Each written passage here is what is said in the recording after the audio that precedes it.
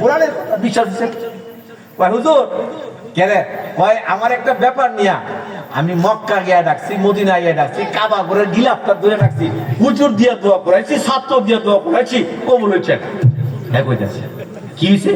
ওই আমার চাস্তো ভাই আমার ঢাকা শহরের 4 দিন জায়গা দূর করে লয়ে গেছে গা, কত বদদুয়া হের লাগে করলাম, হুজুর কাম হইল। আমি দেখেন আপনি নইলে না, যদি আপনি সত্যিকারই জায়গা আপনার হয়ে থাকে, বন্দা যখন আল্লাহরে ডাক দেয়, এই আয়াতের ব্যাখ্যার মধ্যে আছে এই ডাকটা 3 ভাগ হয়। কয় ভাগ? 3 ভাগ। জোরে কোন, ভালো করে শুনেন।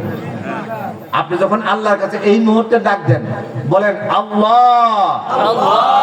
আমাকে সুস্থ করে দাও, আমাদের সুস্থ করে বলেন বলেন আল্লাহ আল্লাহ আমাকে সুস্থ করে দাও, সুস্থ করে দাও, আল্লাহ আমার অভাব দূর করে দাও, অভাব দূর করে দাও। এই যে ডাক দিচ্ছেন না, এই ডাকটা 3 ভাগ হয়েছে। কয় ভাগ? 3 ভাগ। হাদিসে আছে বান্দা যখন আল্লাহরে ডাক দেয়, ডাকটা কয় ভাগ? একটা নগদ, আর একটা বাকি, আর একটা পরকালের ব্যাংকে জমা থাকে।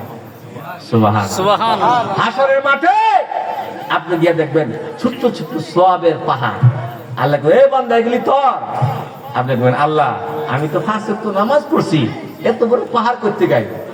সুবহানাল্লাহ সুবহানাল্লাহ। আল্লাহ রাব্বুল আলামিন ডাক দিয়ে বলবেন এ বান্দা দুনিয়াতে তুমি ডায়াবেটিসে আক্রান্ত ছিলা, তোমার ছেলে হয় নাই, মেয়ে হয় নাই, তোমাকে কেউ জুলুম করেছিল, তোমাকে কেউ অত্যাচার করেছিল, তুমি একটা বাড়ি চাইছিলা, গাড়ি চাইছিলা, এ বান্দা আমি তোমার দুনিয়াতে দেই নাই, দিলে একটা সমস্যা হইতো এই জন্য আমি দেই নাই। তুমি যে আমার কাছে চেয়েছো এই সমস্যা এই সমস্যা, এগুলি আমি কবুল করেছি, এগুলি নেক বানাইয়া তোমার জন্য পাহাড় আকারে রেখে দিয়েছি। যাও যাও এগুলিকে কেন্দ্র করে আজকে তুমি জান্নাতের মধ্যে উপরে উঠে যাও।